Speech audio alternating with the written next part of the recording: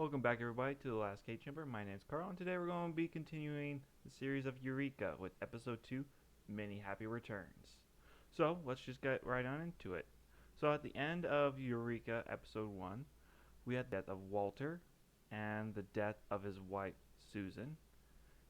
Jack Carter got a promotion to Eureka as the next sheriff, and I believe it was indicated that the old director of World Global unfortunately might be needing to look for new employment. So what happens in this new episode? We start off with the funeral for Walter and Susan. It's a pretty touching time. Once the funeral over, everyone starts going their own ways. Jack compares a career change to the funeral that they were just at. Allison's like, you're overreacting, and Jack's like, not so much. It's a pretty dangerous town in Eureka if you're not careful. At the funeral, it gets a little interesting because there's a phantom that shows up out of the blue. Who could this be? Who knows? We'll have to wait and see if this character shows up at all throughout the episode. But as things go along, when Jack returns to the station, guess who walks through the door? Miss Susan, who they had just buried. Needless to say, Jack and Joe are a little bit stunned. When they inform Miss Susan that they just buried her, she couldn't believe it. Apparently, her and Walter got a divorce quite some time ago, and now they're questioning who they had just buried because the woman that they buried looked exactly like the one that just showed up. So she has to stay in town for a little bit so they can undead her, and so that Jack and Henry, who also turns out to be what's the term for it? It's not corpse man. It's some whatever the name is for someone who deals with corpse. Apparently, he also has that hat on as well. You might as well just put Jack of all trades and slap that on his chest. But still, I have no complaints. I love seeing Henry. But anyway, so the two of them are getting the body out of the graveyard when all of a sudden, all the electrical equipment starts going haywire again. For some reason, no one knows. We do. We get the sense that there's the phantom there, but Jack and Henry don't seem to notice it. Anyway, so Jack heads off to go meet with Allison as Henry works finishing things up at the graveyard. The reason why Jack has to go meet up with Allison is that in order for them to figure out what's going on with Susan, they have to use a special machine at Global Dynamics, which they need to go ask permission from the director of Global Dynamics. So the two of them head on over, and we are then introduced to Ethan Stark, who just so happens to turn out to be Allison's former husband. Or he is technically still her husband, they just haven't finished the paperwork, but they've been separated for over a year now. So for all intents and purposes, they're no longer together. Anyways, Ethan gives Jack permission to use his equipment, and they start testing her. Lo and behold, it turns out that the two are identical down to the chromosomes. Apparently, Walter is quite a genius when it came to cloning, and when his wife divorced him, he couldn't quite handle it, and so he made a copy. So I don't know if that's a Chad move or a beta move. Like, the girl of your dreams rejected you, so you went and made another one. But is that a Chad move or a beta? You guys have to let me know. What is Walter? I mean, kind of a creep because that Susan he made was only 7 years old, biologically speaking, and her son is like a few months, maybe a year younger than her. A little creepy, not gonna lie. So there's that. Now that they figured out her, Allison is trying to convince the real Susan to take in the now orphaned Ryan. And they have some conversations about that. In the meantime, Jack gets moved into a smart house by Fargo that has a little bit of quirkiness to it, and whose AI voice is Fargo pretending to be a female, no matter how much he tries to deny it. Jack was definitely right in this episode. Fargo definitely needs to get a girl. Man has way too much time on his hands. Anyways, the house seems to be working out quite well for him. Unfortunately, in the morning, there is another glitch in the house and just goes wild on him in the morning. Thankfully, they're able to get figured out, but still kind of hectic. Anyways, when Jack returns to Global Dynamics that next day, because they're still running some tests on Susan, it's revealed that Ethan Stark was attacked the night before. Well, I guess he didn't say he was attacked, at least not to Allison, but he confides in Jack that he was attacked by something, not necessarily corporeal. Though they didn't say ghost, it was pretty much a ghost or phantom. I just like saying phantom, so I'm going to just keep rolling with it. Ethan mentions that the computers in his office started going haywire before the attack happened, so Jack thought that it might have something similar to do with what happened at his smart house.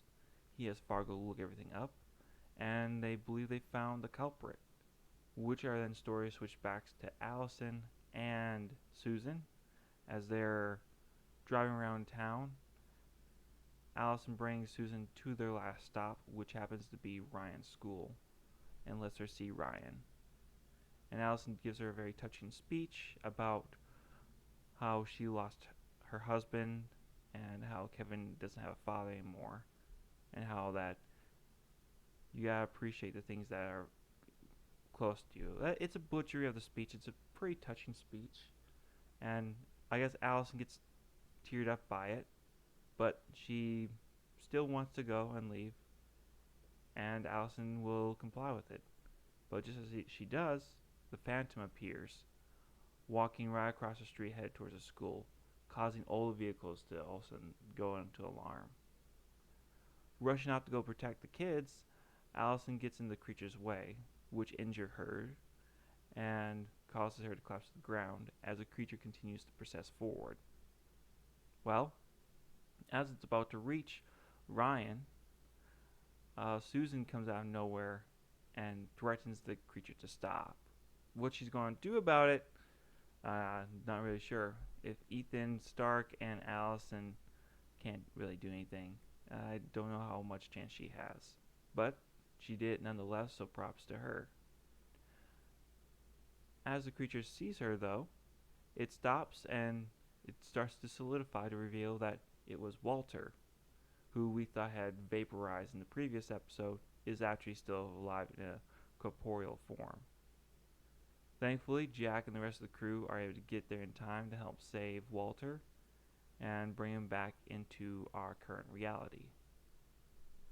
The whole episode wraps up with Jack finally getting home, having a place to stay, putting his feet up, and just about to start to relax when all of a sudden a knock comes at his door.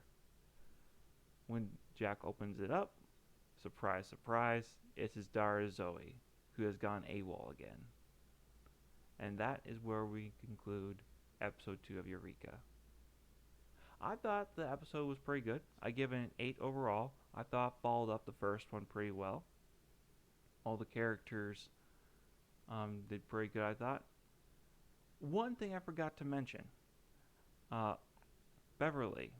We're not exactly sure what happened between Beverly and Walter, but she reported to Stark that Walter just doesn't remember anything, unfortunately, before the accident. Although the look on her face would indicate that she had done something sinister to Walter so he would not speak, just to conceal their dark organization just for a little bit longer. Exactly what it is, well, we'll have to look into the future with the rest of the season to see if anything comes out of it. Either way, her secret is safe again. Now for Jack, I liked how they handled him, how he isn't necessarily all that gung-ho about moving to Eureka. He's a little bit annoyed, a little bit pissed. He sees the promotion to Sheriff of Eureka as more of demotion, from Marshal to just now a county sheriff. Which I can't blame the man. You went from a nice fancy office to now you're in a little American town. Which, to be fair, is a highly sophisticated special American town, but still, you're now just a sheriff. So I understand where he's coming from there. I liked the character development for Allison. She gained a little bit more depth in this episode by revealing that she had a husband, that Ethan Stark and her are together, although slowly moving apart. I thought that was a nice little add in there. Adds a little bit more drama to it. One of my favorite scenes in the episode was between Ethan, Carter, and Allison, where Allison left to go take care of Susan, and Jack and Ethan were having a conversation about the ghost and about Allison. How Jack would like to get to know her better in an intimate way, and Ethan was asking questions about that. And I liked how their interaction, how Jack sort of took offense to it. I'm doing a poor job explaining the scene, I will admit, but I just wanted to say that I liked how they presented it in that aspect. But yeah, overall, the reason why I give it an 8 and not really a 9 or a 10 is I felt like some scenes were a little bit weak when it came to Susan, especially when it came to her sudden love for Ryan. Like, this is a kid that you have no idea who he is. Like, I get it. Technically, he is your biological material, but you have no emotional connection to him.